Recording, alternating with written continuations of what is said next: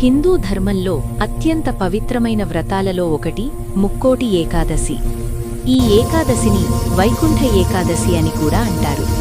ఈ రోజు విష్ణువుని భక్తితో పూజిస్తే జన్మజన్మల పాపాలు నశించి మోక్షం లభిస్తుందని శాస్త్రాలు చెబుతున్నాయి. ముక్కోటి అంటే 3 కోట్ల దేవతలు.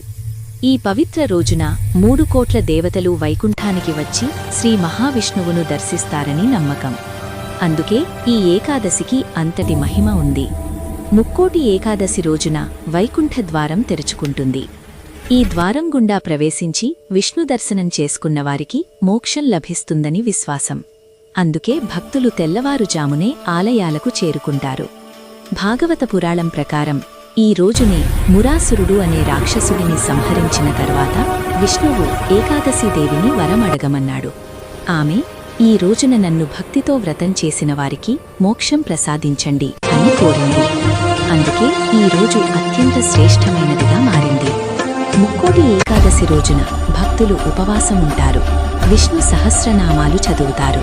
తులసి దళాలతో పూజ చేస్తారు.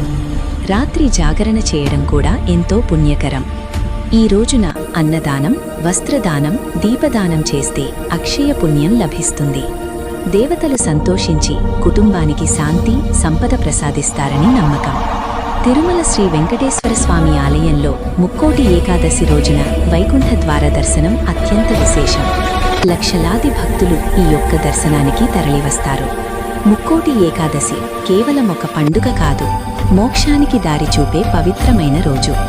విష్ణు భక్తితో ఈ రోజును గడిపితే జీవితం ధన్యమవుతుంది.